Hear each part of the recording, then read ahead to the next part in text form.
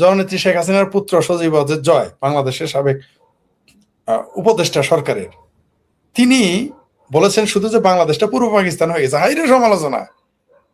এখন কি এটা তার চেয়ে কি বিপজ্জনক না যে বাংলাদেশে আল কায়দার নেটওয়ার্ক আছে? এটা কি তার চেয়ে বেশি বিপজ্জনক না?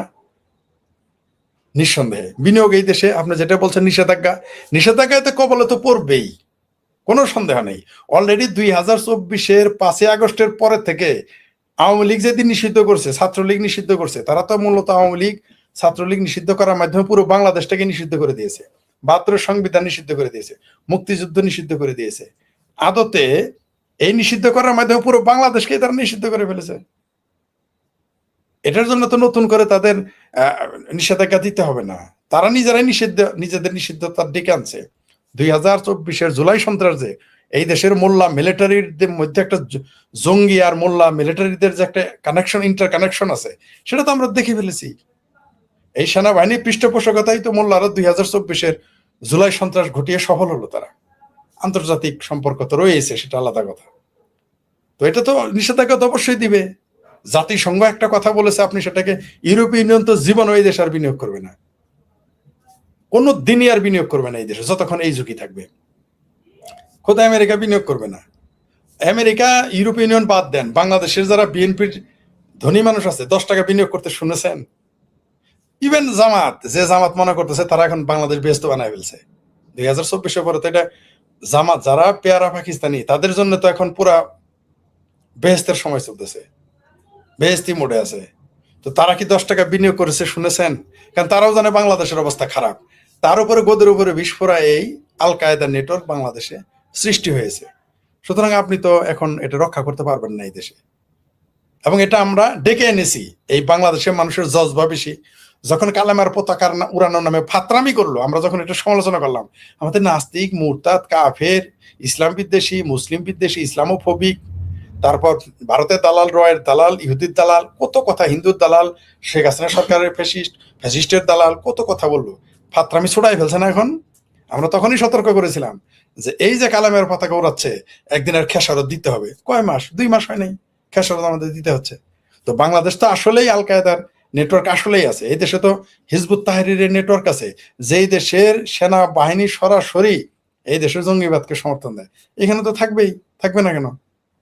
শুধু এখানে শেষ হবে না তো, এই বাংলাদেশটাকে যখন আফগানিস্তান থেকে আমেরিকা চলে যায়, তখনই বলেছিলাম যে এই যুদ্ধটা বাংলাদেশের দিকে আসবে, কিন্তু এত তাড়াতাড়ি আসবে আমরা জানতাম না।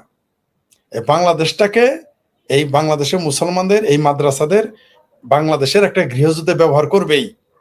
আর বাংলাদেশের মুক্তিযুদ্ধের পক্ষ বিপক্ষ শক্তি একটা তৈরি হয়ে আছে আগে থেকেই। আর মুক্তিযুদ্ধের বিপক্ষ শক্তি কারা আমরা জানি, এই ইসলামী জঙ্গিবাদ, মাদ্রাসায় পয়দা হয় যারা। এখন তো ঢাকা বিশ্ব, আপনার মাদ্রাসার কথা কেন বলবো আমি শুধু, এখন তো বাংলাদেশের স্কুল কলেজ বিশ্ববিদ্যালয় গুলো এক একটা বড় বড়, তার সাথে মাদ্রাসার সাথে মোর ক্যাথলিক দেন দা পোপ, পোপের সাথে বড় ক্যাথলিক হয়ে গেছে এই দেশের মাদ্রাসা। এদেশের স্কুল কলেজ বিশ্ববিদ্যালয় গুলো তো এখন মাদ্রাসার সাথে ভয়ঙ্কর হয়ে গেছে। ফরিদ ভাইকে দিয়ে শুরু করি। ফরিদ ভাই, বাংলাদেশ নিয়ে জাতিসংঘ একটা রিপোর্ট প্রকাশ করেছে। বাংলাদেশে আল কায়দার ঘাঁটি আছে, ঘাঁটি বলতে তারা নেটওয়ার্ক সম্প্রসারণ করছে, অর্থাৎ তারা এখানে বড় ধরনের প্রস্তুতি নিচ্ছে এবং জাতিসংঘ উদ্বেগও জানিয়েছে। কানাডা বাংলাদেশ ভ্রমণের সতর্কতাও দিয়েছে। প্রশ্ন উঠেছে, বাংলাদেশ কি আন্তর্জাতিক নিষেধাজ্ঞার ফাঁদে পড়ে গেল? এমন ঘটনা তো পৃথিবীর বহু দেশেই ঘটে, জঙ্গি এইটা সেটা যখন এই ধরনের সিমটম দেখে এবং সেগুলো যখন বাস্তবেও দেখে, তখন এই দেশের উপরে এক ধরনের নিষেধাজ্ঞা চলে আসে, স্যাংশন। ফরিদ ভাই, আপনার কি মনে হয় বাংলাদেশ এই ধরনের একটা ফাঁদে পড়ে গেল? ধন্যবাদ আপনাকে, সেই সাথে আমাদের ভুইয়া সাহেব সহ আপনার আমজনতার দর্শকদের অনেক। নিষেধাজ্ঞার ফাঁদে না, নিষেধাজ্ঞা তো অলিখিত নিষেধাজ্ঞা তো চলতেই আছে। এই আদম ব্যাপারী ইউনুস, এনজিওগ্রাম সরকারের, ইউনুস এর সরকার এবং 22 মাসের, আর তারেক রহমানের 4 মাসের সরকার, মুশতাকা প্রধানমন্ত্রী, এই 22 মাসে কি 22 টাকা বিনিয়োগ বাংলাদেশে আসছে? এদেশে তো নিষেধাজ্ঞা চলতেই আছে, নিষেধাজ্ঞা কোথায় নাই। তার মধ্যে এটা হবে গোদের উপরে বিস্ফোরা, মানে বোঝার উপরে শাকের আটি। যখন জাতিসংঘ রিপোর্ট দেয় যে এই আপনি যেটা বললেন যে এখানে ঘাঁটি তারা নেটওয়ার্ক করতেছে, নেটওয়ার্ক কখন করে? যখন কোনো মানুষজন ঘাঁটি করেছে বলেই তো আপনি নেটওয়ার্ক করেছে, নেটওয়ার্ক তো এমনি হয় না। মানে এখানে সেই পরিস্থিতি পরিবেশ আগেই তো, এটা তো আমরা আগে বলেছি যে বাংলাদেশ ইসলামী জঙ্গিবাদে ছেয়ে গেছে, বাংলাদেশ মুসলিম মৌলবাদে ছেয়ে গেছে, বাংলাদেশে যে আপনার ব্যাঙের ছাতার মতো গিজ গিজ করা মাদ্রাসা তো এমনি বানায় নাই যারা করেছে। আপনি দেখেন তো যে ঢাকার যাত্রাবাড়ির দিকে তাকান, গাজীপুরের দিকে তাকান, সাভারের দিকে তাকান, আগে শুধু গ্রামের ওই অজপাড়া গ্রামে মাদ্রাসা হইতো, ঢাকা শহরের ভিতরে দেখেন পরিকল্পিত ভাবে, এগুলো তো পরিকল্পিত ভাবে করা হয়েছে মাদ্রাসা। আপনি দেখেন যাত্রাবাড়ি, এদিকে দেখেন গাজীপুর, সাভার, এরা কখনো বিএনপির ছত্র ছায়া, কখনো আওয়ামী লীগের ছত্র ছায়া, কখনো জাতীয় পার্টির ছত্র ছায়া, কখনো সাধারণ মানুষের টাকা পয়সা তো আছেই, ছত্র ছায়া তারা এগুলো করতেছে। পাশাপাশি তাদের দেশি বিদেশি ফান্ড, আপনি দেখেন সকালবেলা তারা জমি কিনে বিকেলবেলা ফাউন্ডেশন দেয়, পরের দিন সকালে একতলা হয়ে যায়। এটা এমনি হয়? বাংলাদেশ মানুষ এত ধনী হয়ে গেছে যে লাখ লাখ মাদ্রাসা বানাবে? আপনি দেখেন সৌদি আরব যে মসজিদের ঘোষণা দিয়েছিল যে তারা 560টি মডেল মসজিদ করবে, তারা প্রথমে বলেছিল 6,500 কোটি টাকা দিবে, পরে এটা বাজেট 8,500 কোটি টাকা লেগেছিল, তারা দেয় নাই, বাংলাদেশ সরকারকে করতে হয়েছে। আপনি দেখেন এই মাদ্রাসাগুলো ফান্ড করতে আসে মধ্যপ্রাচ্যে যারা চাকরি করে, আর বাংলাদেশের যারা একটু ধনী হয়, নাটক করুক, গান করুক, যাত্রা করুক, ফাত্রামি করুক, জুয়া খেলুক, গাঁজা বেচুক, ইয়াবা বাচুক, মসজিদ আর মাদ্রাসা বানাইতে কিন্তু ভুল করে না। নায়িকা হোক, গায়িকা হোক, নর্তকী হোক, ফর্তকী হোক, যাহা মন চায় তাহা হোক, তারা কিন্তু সবাই একটা করে দেখবেন যত বাংলাদেশের ধনী মানুষ আছে সবারই কিন্তু তার বাড়িতে গেলে একটা বই খুঁজে পাবেন না মুকসুদুল মুমিনিন আর বেহেশতি যাওয়ার ছাড়া।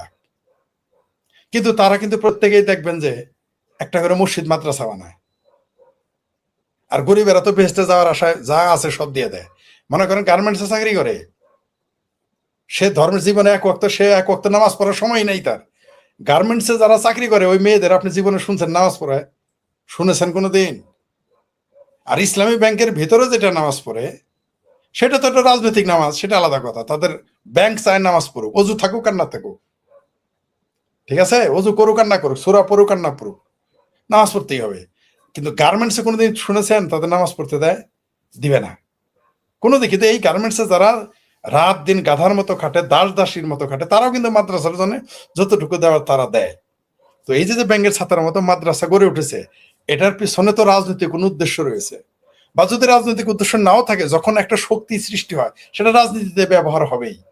তার জন্যই তো দেখবেন যে মোল্লারা যারা আগে মিলাদ মাহফিল, মুসলমানি এগুলো নিয়ে ব্যস্ত থাকতো, বিয়ে শাদী কাজীগিরি করা, তারা এখন এমপি হয়, মন্ত্রী হয়, দেশ দখল করবে স্বপ্ন দেখে।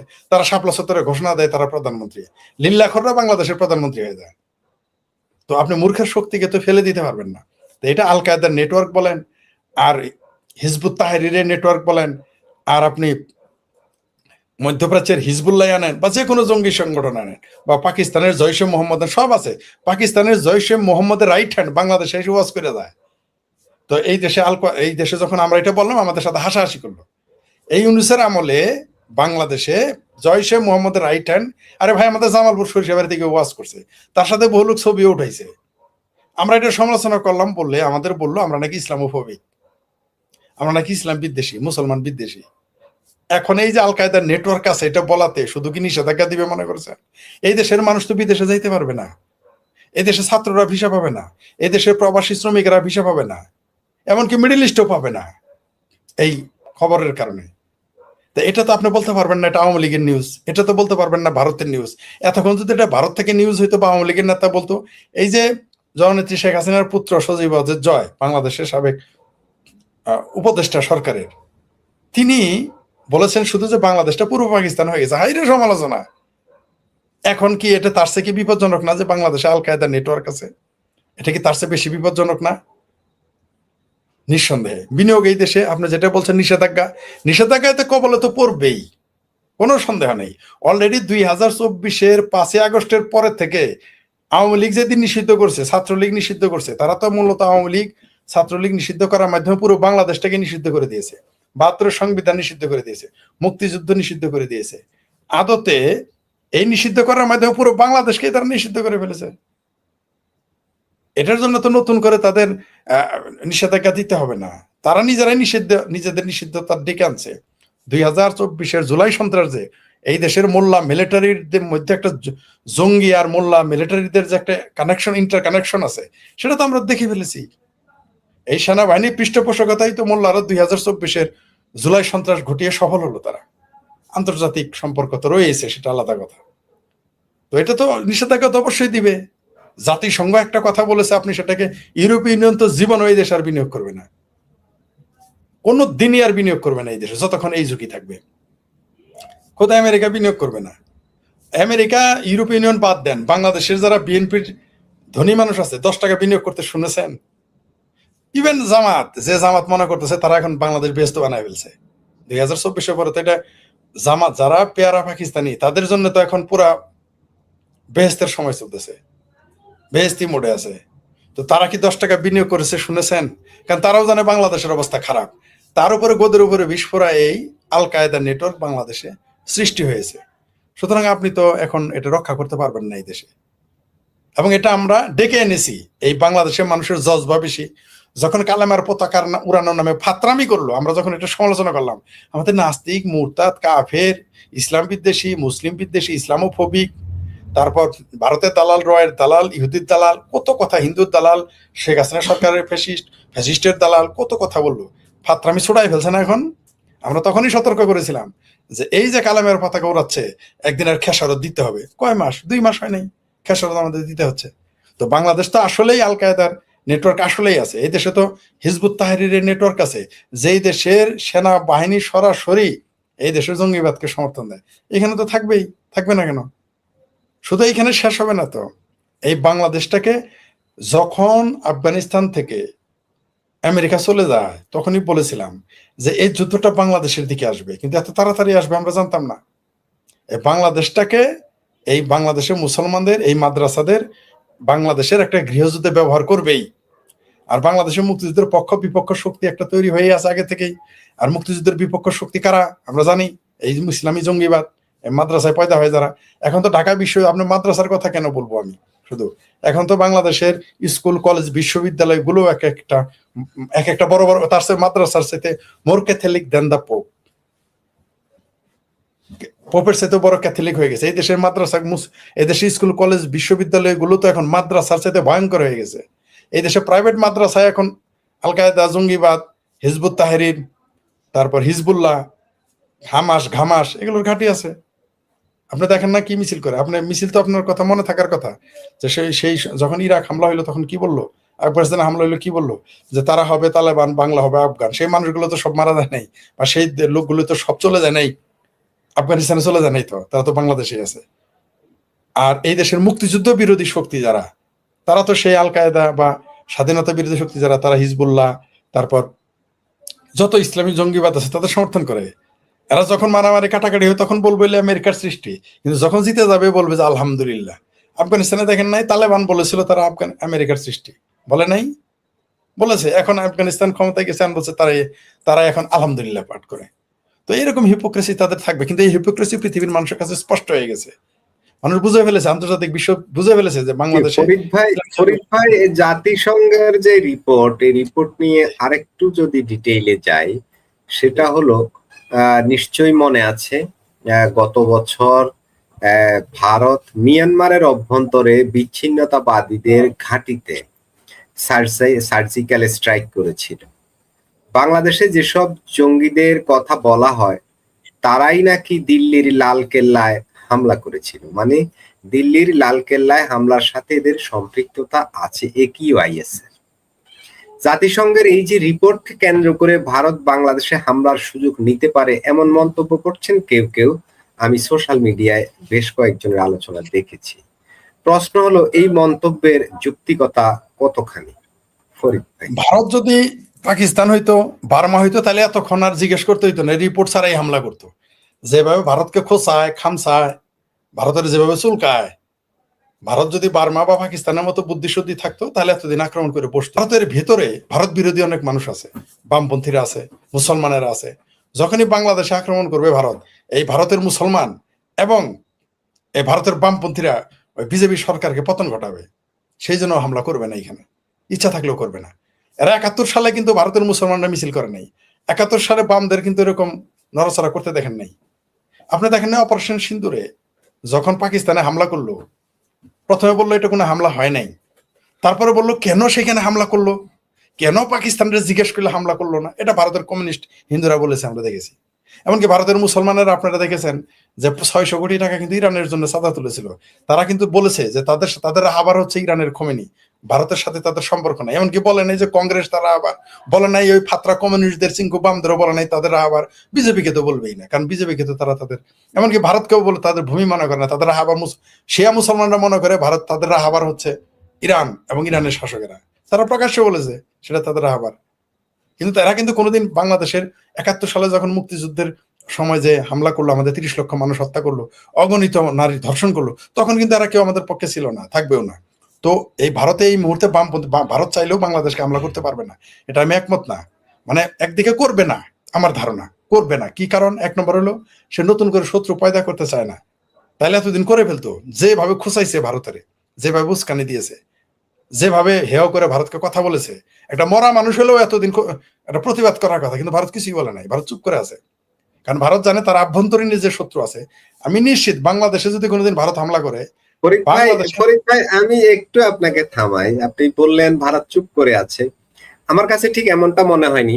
কারণ ভারত এই 5 আগস্টের পরে যখন 7 সিস্টার নিয়ে আমাদের তৎকালীন প্রধান উপদেষ্টা ডক্টর ইউনূস কথা বলেছেন, ফ্রান্সে থাকা অবস্থায় বলেছিলেন, বাংলাদেশে আসার পরে তো অনেক কিছু, এবং তৎকালীন ওই সরকারের প্রভাবশালী সাপোর্টার যারা এনসিপি, জামাতে ইসলামেরও কোনো নেতা ভারতের 7 সিস্টার এবং সিকিম নেক নিয়ে অনেক কথা বলেছেন।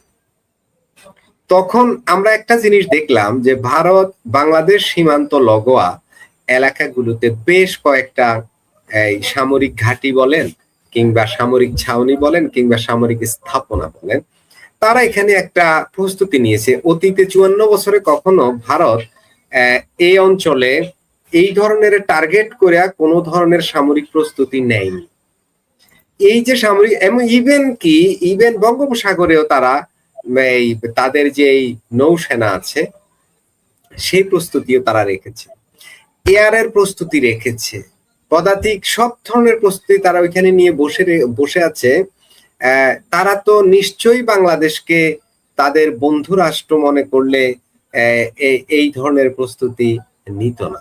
নিশ্চয়ই কোনো সুযোগের অপেক্ষা করছে কিনা তারা তাদের যে 2 বছর ধরে ওখানের যে প্রস্তুতি আমরা জানি না কতখানি, তারা কি কোনো সুযোগের অপেক্ষা করছে, সেই গ্রাউন্ডই কি ধীরে ধীরে তৈরি হচ্ছে কিনা, আপনার কাছ থেকে আরেকটু আলোচনা চাই।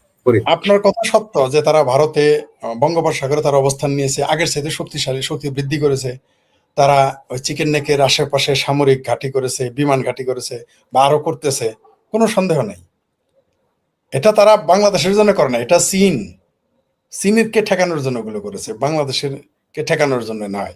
বাংলাদেশের বিরুদ্ধে তারা অফিসিয়ালি কোনো অ্যাকশন নেয় নাই এবং নেবে না, কারণ তারা অপেক্ষা করতেছে। আপনি যেটা বললেন সম্ভাবনা, সেটা সম্ভাবনা আরো পরে, এটা হলো তাদের লাস্ট অপশন। অর্থাৎ বাংলাদেশে তারা সামরিক অভিযান চালাবে, এটা হচ্ছে ভারতের সর্বশেষ অপশন। এটা তারা এখনই করবে না, কারণ তারা জানে যে বাংলাদেশের সাথে যদি যেতে হয় সেটা তাকে সর্বশেষ অপশন হিসেবে রেখেছে। তারা ভিন্ন ভিন্ন পদক্ষেপ, তারা বাংলাদেশের বিরুদ্ধে আক্রমণে যাবে না। বাংলাদেশে যদি এখন তারা হামলা করে, তাহলে সেটা ভারতের জন্য বুমেরাং হবে, এটাও ভারত জানে বলেই তো হামলা করে না।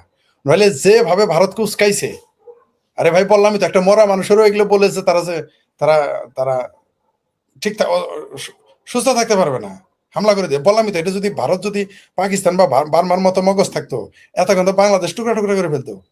কিন্তু ভারত সেদিকে যাচ্ছে না এবং যাবে না। তারা সামরিক অগ্রাসনটা বা সামরিক আক্রমণটা সর্বশেষ অপশন হিসেবে রাখবে। তার অপশন আছে। আরে ভাই, কালকে যদি বাংলাদেশে তেল দেওয়া বন্ধ করে দেয়, জ্বালানি বন্ধ করে, তাহলে তো বাংলাদেশের অবস্থা কেরাসিন হয়ে যাবে 3 মাসের মধ্যেই। পরশুদিন যদি বিদ্যুৎ দেওয়া বন্ধ করে দেয়, বাংলাদেশের অবস্থা কেরাসিন হয়ে যাবে। ভারত ঝুঁকি নিবে কেন? যুদ্ধ করা তো ভারতের জন্য ঝুঁকি। আমিও প্রথমে ভেবেছি ভারত কেন যুদ্ধে আসে না, এই করে না, সেই করে না। পরে দেখেছি ভারত এটা লাস্ট অপশন হিসেবে রেখেছে। এটা আমার ধারণা। তারা দেখলো যে আর তো তাদের ABCD অপশন রয়েছে।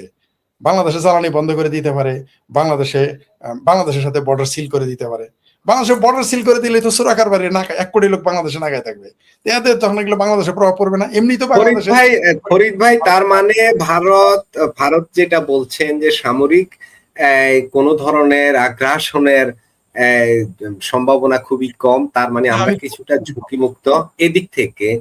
আর যে অর্থনীতির কথা বললেন যে বাংলাদেশের জ্বালানি সহ নানা দিক যেসব কানেক্টিভিটি আছে সেগুলো বিচ্ছিন্ন করে দিয়ে তার মানে একটা বাণিজ্য যুদ্ধ বা এই ধরনের একটা কি বলে এটাকে, যেটা আপনার চ্যানেলে বলার কারণে ওটা মনে তো আছে, আপনার চ্যানেল গায়েব করে দেওয়া হয়েছিল, আমরা তো মনে আছে ওই প্রথম দিনে আপনার চ্যানেলে সম্ভবত এটা আমার প্রথম বক্তব্য ছিল, আমি তো বলেছি যে ফুড চেইনটা কেটে দিবে, যেটা কেউ সেটা কাট করে পরে ভারতীয় একটা ইউটিউব চ্যানেল, প্রখ্যাত ইউটিউব চ্যানেলে সেটা আপনার জানেন গুহদার চ্যানেলে সেটা প্রচার করেছিল বলে আমরা জানি, তো আমাদের ভিডিও গায়েব করে দেওয়া হয়েছে, আমাদের আপনার কাছেও নাই আমার কাছেও নাই। সেখানে আমি বলেছি যে জাস্ট ফুড চেইনটা কেটে দিবে, ফুড চেইনটা কেটে দিলে এই দেশে তো দুর্ভিক্ষ লেগে যাবে বাংলাদেশে। কালকে আমি বলেছি ফুড চেইন কাটতেও হবে না, ভারত মানে আপনি তখন বলেছিলেন যে ভারত বাংলাদেশের অর্থনীতিকে ধ্বংস করে দিবে, অনেকটা কথাটা এরকমই ছিল, জাস্ট তাদের কাছে এমন উইপন আছে, যুদ্ধ করা লাগবে না, তারা এমনিতেই বাংলাদেশের অর্থনীতির উপরে বিশাল প্রভাব ফেলতে পারবে যাতে বাংলাদেশের অর্থনীতি ধ্বংস হয়ে যায়। যদি শত্রুতাপূর্ণ আচরণ করে বা ওই ধরনের চিন্তা তারা করে, যদিও আমরা আশা করি না, আমরা চাই যে আমরা আমাদের সকল প্রতি, আমি এমনকি মিয়ানমারের সাথেও আমাদের সুসম্পর্ক আমরা বন্ধুত্বপূর্ণ সম্পর্ক চাই। ফরিদ ভাই আপনার কাছে আবার আসবো, আমি রফিক ভাইয়ের কাছে একটু যেতে চাই। রফিক ভাই যে কথাটা আলোচনা করছিলাম, ফরিদ ভাই মোটামুটি একটু পজিটিভলি বলেছেন, যেটা আমার বেশ ভালোই লেগেছে, যে ভারত যেভাবে আমরা মিয়ানমারে তাদের সার্জিক্যাল স্ট্রাইক করতে দেখেছি, বিশেষ করে ওই যে বিচ্ছিন্নতাবাদী দল, এখন দিল্লির লালকেল্লার যে সন্ত্রাসী হামলা, সেই হামলার সাথে বাংলাদেশে যে কিউআইএস এর কথা জাতিসংঘ বলছে, তাদের একটা যোগসূত্র আছে।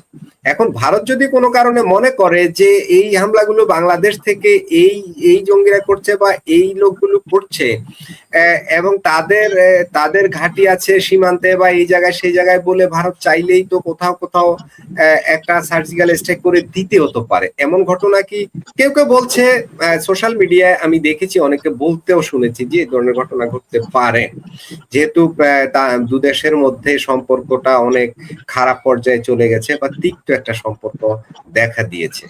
এখন আমার কথা হলো বা আমার জানতে চাওয়া যে এই যে মন্তব্যগুলো আসছে, এই মন্তব্যগুলোর যৌক্তিকতা কতখানি, সংক্ষেপে যদি একটু আলোচনা করেন।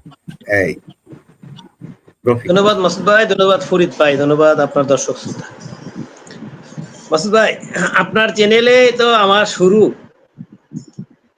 আপনার চ্যানেলে তখন ইউনুস আমল জমানা ছিল, তখন কিন্তু বাংলাদেশের যে পক্ষটা, একটা পক্ষ যে সব প্রশাসনই বলতে পারেন, ইউনুস যেহেতু সরকারে ছিল, ইউনুসের পক্ষ, ইউনুস নিজে যেভাবে ভারতকে উস্কানি দিত, তখন তো আর ফরিদ ভাইয়ের সাথে পরিচয় ছিল না, ফরিদ ভাইয়ের বক্তব্য আমি শুনতে পারি নাই তখনই আপনার ভিডিওগুলি পিছনের দিকে যদি যান দেখবেন, আমি সবসময় বলছি যে ভারত বাংলাদেশে কোনোদিন আক্রমণ করবে না।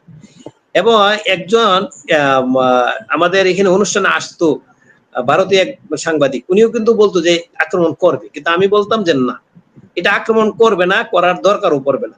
ফরিদ ভাই যেটা বিশ্লেষণ দেয়, এই বিশ্লেষণটা কিন্তু আমার কাছে, ভারত বাংলাদেশে আক্রমণ করার কোনো দরকার নাই তো ভাই।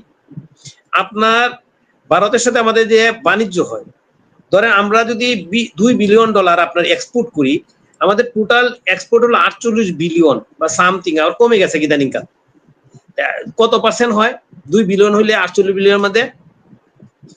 আর ভারতের আপনার এক্সপোর্ট হলো প্রায় 900 বিলিয়ন সারা বিশ্বে। বাংলাদেশে এক্সপোর্ট করে ইউনুসে আওয়ামী লীগের সময় করতো 9.5 বিলিয়ন, আর এখন ইউনুসের সময় করছিল 13.5 বিলিয়ন বা 13 বিলিয়ন বা আশেপাশে, এখনো এই সেম অবস্থায় আছে। এখন আপনি ভারত যদি সাপ্লাই চেনের কথা যারা বললেন, আপনি একটা দেখেন তো, শুধু কালিয়ায় একটা কাঁচামরিচ হয়ে গেল 400 টাকা কেজি। যখনই ঘোষণা দিল, সাথে সাথে আপনার একদিনের মধ্যে কাঁচামরিচ এসে গেল 9 টন। আচ্ছা, সাথে সাথে পরের দিনে আপনার এটা এসে বললো 200 টাকার কাছাকাছি। এখন 200 টাকার মধ্যে আপনার কাঁচামরিচ কিনা যায়। যদি এই কাঁচামরিচটা দিয়ে এই মুহূর্তে যদি আপনার ইন্ডিয়া থেকে যে না হইতো, এই কাঁচামরিচ 700-800 টাকা কেজি হইতো নিশ্চিত। এটা একটা বড় উদাহরণ। আরেকটা দেখেন আপনার এই যে তেলের যে পেট্রোল কি পর্যন্ত সরকার আনতেছে সেটা কিন্তু আমরা নিজেরা জানি না, কারণ তথ্যটা দেয় না। ইউনুসে না, এই সরকারের প্রথম দিকে তথ্যটা পাওয়া গেছিল যে প্রথম মাসে আসছিল 25,000 মেট্রিক টন, 25,000 মেট্রিক টন খেয়াল করেন ডিজেল। এরপরও পরের মাসে আসছে 40,000 মেট্রিক টন ডিজেল। আবার এই মাসে অলরেডি আসছে 7,000 মেট্রিক টন, এবং সরকার অনেক বেশি চাইছে। আর ভারত সরকার বলছে যে আমরা আমাদের প্রোডাকশন বা আমাদের ক্যাপাসিটি অনুযায়ী আমরা চিন্তা করে দেখবো কতটুকু দেওয়া যায়। আর বাংলাদেশ সরকার কতটুকু চাইছে এটা কিন্তু বাংলাদেশ সরকার সীমানা দেয় নাই, তার মানে অনেক বেশি চাইছে। আর আমাদের এই মুহূর্তে জ্বালানির মারাত্মক ক্রাইসিস। এখন আপনি যে বলতেছেন আক্রমণ করার দরকার নাই তো ভাই, আমাদের অনেক কিছুই কিন্তু ভারত থেকে আসে। আরেকটা জিনিস বলি আপনাকে, আপনার গার্মেন্টসে যে গার্মেন্টস নিয়ে আমরা চিল্লাচিল্লি করেন, বাংলাদেশের অর্থনীতি দিয়ে চিন্তা করেন, বাংলাদেশের অর্থনীতি কিসের উপরে দাঁড়ায় আছে? গার্মেন্টস এর এক্সপোর্টের উপরে দাঁড়ায় আছে, তাই না? আমি যতটুকু জানি 85% এক্সপোর্ট, মানে টোটাল এক্সপোর্টের 85% হলো গার্মেন্টস পণ্য। সেই গার্মেন্টস পণ্য আপনার মূল র মেটেরিয়ালস দেয় আসে হলো আপনার যে তুলাটার ম্যাক্সিমামটা ইন্ডিয়া থেকে আসে। আপনি তুলা আপনি অন্য দেশ থেকে আনতে পারবেন, চায়না থেকে আনতে পারবেন, পাকিস্তান থেকে আনতে পারবেন, কিছু আনা হয়ও, কিন্তু ওটা আপনার কস্টিং অনেক বেশি পড়ে। বা আমেরিকা থেকে আনবেন অনেক বেশি পড়বে। ওই দামি যদি আপনার তুলা এনে আপনি যদি কাপড় তৈরি করেন, তাহলে আপনার এমনিতে কিন্তু বর্তমানে আপনি একটু খুঁজ নিয়ে দেখেন, আমাদের দেশের যে কাপড় যে ইউরোপে যায় এখন কিন্তু অনেক সাপ্লাই বেড়ে গেছে ঠিকই, কিন্তু আপনার মার্জিন কমে গেছে, মানে আগের চেয়ে লাভ কমে গেছে। এখন আপনি বেশি দামে যদি আপনার র মেটেরিয়ালস কিনে যদি আপনি কাপড় তৈরি করেন তাহলে আরো থাকবেন। আচ্ছা, আরেকটা জিনিস বলেন, সুতাও আসে আমাদের দেশে, সুতার ফ্যাক্টরি কিন্তু বেশি না, কিন্তু খুব কম। এই সুতাও কিন্তু ভারত থেকে আসে। এইগুলির যে ব্যাপার আছে, আরো অনেক ব্যাপার আছে যেগুলো আপনার অনেক আপনার সময় যে সিজনাল যে কিছু প্রোডাক্ট আছে, যেমন এই মুহূর্তে কাঁচামরিচের সমস্যা, কাঁচামরিচের আপনার আনতে হয়েছে। আবার কোন সময় দেখবেন চাউলের সমস্যা হবে।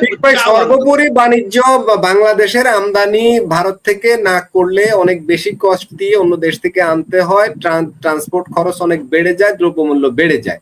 এইটাই তো বোঝাতে চাচ্ছেন, যার কারণে আমাদের ব্যবসার উপরে প্রভাব পড়ে। হ্যাঁ, তাহলে সুতরাং আপনার তো আক্রমণ করার দরকার নাই। এখন আক্রমণ আমি কিন্তু এই জিনিসটাই শুধু আসলে সবকিছুই তো এটার উপর ডিপেন্ড করে। আপনি তো না বলতেছেন, আপনি তো বলছেন যে ওই যে ভারতে আপনার ওই সীমানাতে আপনার সেনাবাহিনী ইয়া করছে, ক্যাম্প করছে, ই করছে। শুনেন, ভারতে কিন্তু অনেক আগে থেকে কিন্তু তাদের টোটালি আমাদের 4090 না 93 কিলোমিটার যে সীমান্ত আছে, এর মধ্যে আপনার 600 সামথিং বা 650 কিলোমিটার ছাড়া বাকিটা পুরাটাই কিন্তু কাঁটাতারের বেড়া অলরেডি হয়ে গেছে গা।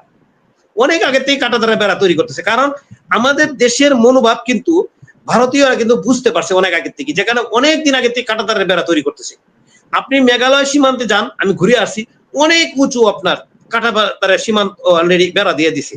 সুতরাং তারা কিন্তু এই জিনিসটা বুঝতেছে যে আমাদের দেশের মনোভাব। যেমন আপনি একটা বলি যে পিউ রিসার্চ সেন্টার একটা ইয়া আছে, ওই যে আমেরিকার নাকি একটা ইয়া, সেটা একটা ডাটা বের করছে যে বাংলাদেশের মানুষ কত ভারতের মানুষকে কত % পছন্দ করে, আর ভারতের মানুষ বাংলাদেশের মানুষকে কতটা পছন্দ করে।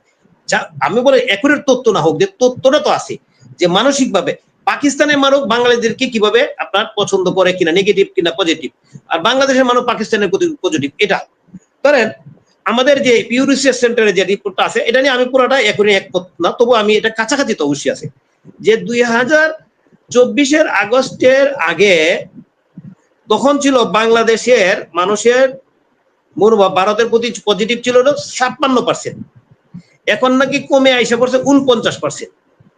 আমরা এটা এই জন্যই আমার দ্বিমত, ধরেন 56% আছে, 56% 60% আছে, জরিপের কথা বাদ দিলাম, 60% মানুষ কিন্তু আমাদের বাংলাদেশের মানুষ ভারতের প্রতি পজিটিভ। এখন এই জরিপটাকে নাকি আবার বলছে বাংলাদেশ মিডিয়াতে সুন্দর করে আজকে 2-3 দিন ধরে আজকেও ফলো করছে, আজকেও শুধু ফলো করে বলতেছে যে ভারতের প্রতি বাংলাদেশের মানুষের মনোভাব। আবার আরেকটা আজকে ডাটা দিছে, ভারতের যে মুসলমান, আমি বলি আপনাকে খুব সুন্দর একটা, আমি একটা ভিডিও করবো আজকে, ভারতের যে মুসলমান আছে এরাও বাংলাদেশের মানুষকে পছন্দ করে না। তার মধ্যে এই রিপোর্টের মধ্যে আছে, আমাদের একটু আগে আমাদের মিডিয়াতে আসছে আপনার স্টিকার আসছে, কার্ড, যেটা ফটো কার্ড বলে, ভারতের মুসলমানরাই নাকি আমাদের 41% আপনার পছন্দ করে। ভারতের যদি টোটাল যে 100% মুসলমান থাকে, এর 41% মুসলমান শুধু পছন্দ করে বাঙালিদেরকে পছন্দ করে। তাহলে বুঝেন, তাহলে ভারতের মুসলমানরাই তো আমাদের পছন্দ করতেছে না, অথচ আমরা কি ধরনের রিপোর্ট করি কথা বলি। দেখেন, ভারতের 41% মুসলমানই তো শুধু খালি পছন্দ করে, বাকি তাহলে কত পার্সেন্ট হলো? 59% মুসলমান ভারতের, তারা বাঙালিদেরকে বাংলাদেশকে পছন্দ করে না। আর হিন্দুরা করে না হলো 23%, দেখলো না 25%, মানে 25% মানুষ পছন্দ করে, বাকি মরগঞ্জে পছন্দ করে না। এখন দেখেন টোটাল ডাটা মিলায় দেখা গেল যারা মুসলমান, আমরা এই দেশের থেকে বাংলাদেশ থেকে পাকিস্তান বলতে আয়া হয়ে যায়, কি জানি হার্ট ফিল করি, মাথা নষ্ট হয়ে যায়। পাকিস্তান হলে আমরা সবকিছু দেয়ালতে রাজি আছি। ফরিদ ভাই তোমার গঞ্জেন আপনি এটা সুন্দর করে বলতে পারেন, আমি ওগুলি বলি না। মানে পাকিস্তান হলে আমরা সব, মানে আমাদের বর্তমান মিডিয়াগুলি এমন ভাবে প্রচার করে। আমি একটা জিনিস আজকে পাইলাম, আপনার এনটিভি অনলাইনে আপনার একটা ইয়ে আছে, দিছি আপনার মানে সংবাদ প্রচার করছে যে ভারত নাকি আমাদের টোটাল এনার্জি সেক্টরকে গলার মধ্যে দড়ি লাগাই আছে, পায়ের মধ্যে দড়ি লাগাই আছে এবার শেখ হাসিনার সহযোগিতা। সে বলতেছে যে 16% এনার্জি নাকি ভারতের থেকে আসে। বিদ্যুতের কথা বলছি, বিদ্যুৎ কিন্তু আমাদের এখানে যদি 16,000 মেগাওয়াট বিদ্যুৎ উৎপন্ন হয়, ভারত থেকে আসে মাত্র 1600, তাহলে কত পার্সেন্ট হয়? কত পার্সেন্ট হয়? তাহলে এখন এই বিদ্যুৎ যদি না থাকতো, এই 1600 মেগাওয়াট যদি না আসতো, তাহলে কি অবস্থা হইতো? আর ভারতের সহযোগিতা আনতেছিল ইয়ার থেকে, ওই যে নেপাল থেকে। মানে এইটাকেও সে নেগেটিভ ভাবে প্রচার করতেছে। মানে ওই শেখ হাসিনা বিদ্যুৎ সেক্টর ভারতের কাছে বিক্রি করে দিয়েছে, মানে ওদের কাছে আপনার জিম্মি হয়ে গেছে। মানে প্রচারের যে নেগেটিভ সাইডটা সেটা আমি বলতেছি। এখন আমি এটা শুনছি, এটা কি আর ভারতীয় জনগণ শুনতেছে না? বলেন আপনি, ভারতীয় জনগণ শুনতেছে, তারা বাংলা ভাষাভাষী যারা আছে এরা শুনতেছে না এই প্রচারটা? এই যে আমাদের এনটিভির অনলাইনে বললো, আমাদের টোটাল এই আপনার বিদ্যুৎ আসে হলো ভারত 1600 মেগাওয়াট। কত পার্সেন্ট হয় আপনার? এই পার্সেন্টেজ হলে আমি বুঝতে পারতাম, আপনি যদি বাইর করে দিতে পারতেন তাহলে আপনার দর্শকরা শুনতে পারতো। আমাদের যদি 1600 মেগাওয়াট যদি চাহিদা হয়, পার্সেন্টেজের তো দরকার নাই আমার। যেটা আপনি বললেন যে ভারত থেকে বিদ্যুৎ আসে, আবার ভারতের মাটি ব্যবহার করে নেপাল থেকে বিদ্যুৎ আসে, এর মধ্যে আবার নেপাল থেকে বিদ্যুৎ বাড়ানোর প্রস্তাবও দিয়েছে। ভারতের সঞ্চালন লাইনের ভিতর দিয়েই কিন্তু বিদ্যুৎটা আসে, ওই লাইনটা আমাদের না, ওটা ভারতেরই। তো ভারতের আবার সঞ্চালন লাইনের ক্যাপাসিটির সমস্যা আছে, সেই কারণে মানে এখন বলছেন যেটা বললেন, জি বিদ্যুৎ যেটা ভারত থেকে আসে এটা বাংলাদেশ থেকে নেগেটিভ প্রচার করে। বেশ ভালো তো, আমরা কেন ভারতের কাছ থেকে এই বিদ্যুৎ আনছি? কেন আমরা এই চুক্তি কেন বাতিল করে দিলাম না? আমরা ভারতের উপর দিয়ে নেপাল থেকে কেন বিদ্যুৎ আনি? আমরা ভারত থেকে কেন এখন জ্বালানি তেল আনি? আমাদের এই যে টাকাগুলো আমরা ভারতকে কেন দিচ্ছি? আমার দেশের টাকা, যে দেশকে আমি শত্রু মনে করি, আমি মনে করি সে ভালো না, তার সাথে কেন তাকে তো আমরা গালাগালি করতেছি সকাল সন্ধ্যা দুপুরে 5 বেলা রুটিন করে। তো ওদের কাছ থেকে আমার এত কেনাকাটার কি প্রয়োজন? কেন আমরা করছি? আপনার কি মনে হয়? না, এই কথাটা বলছি আপনাকে যে এই যে একটা প্রচারটা দিয়েছেন, এই প্রচারটা জনগণের কাছে যায়। এখন এই যে মনোভাবের কথা বললাম, মনোভাব তো সাধারণ জনগণের মনোভাব, এটা এই পিউ রিসার্চ সেন্টার বলছে এটা। আমি এতটুকু অথেন্টিক না হলে তো অথেন্টিকের কাছাকাছি তো আছে, 80% অথেন্টিক হতে পারে। কিন্তু আমাদের অনলাইন মিডিয়াতে তো সে প্রচার করছে, তারা সচেতন, তারা শিক্ষিত মানুষ, তারা প্রচার করতেছে। এটা কি বাস্তবে আসলে কি ঠিক? আপনি যেখানে কাঁচামরিচ আপনি কেন আনতে গেলেন? 1000 টাকা কেজি আপনি খাইতেন, মানে ইন্ডিয়া পাকিস্তান দিয়ে নিয়ে আসতেন, এটা তো আর বলে না। আবার ডিজেল পাইপলাইন দিয়ে আবার কেন ইন্ডিয়াতে আনতেছেন, সেটা তো বলে না। বলতেছে যে এনার্জি সেক্টরকে, বিদ্যুৎ সেক্টরকে শেখ হাসিনার ওই সময় ফ্যাসিবাদের যেটা বলা হয়, ওই সময়ে ভারত থেকে আমাদের আমদানি হতো 7 থেকে 9 বিলিয়ন ডলারের। এখন সেটা 14 থেকে 23-24 বিলিয়ন ডলারে চলে গেছে। তো আমরা এই টাকাগুলো ভারতকে কেন দিচ্ছি? ভারতের উন্নতির জন্য দিচ্ছি নাকি? উপরে যখন আমরা বলছি এই দিল্লি না ঢাকা, ওদিকে টাকাগুলো হুড় করে ভারতকেই দিয়ে দিচ্ছি, কারণ কি? আমি এই কথাটা একটু জানতে চাচ্ছি।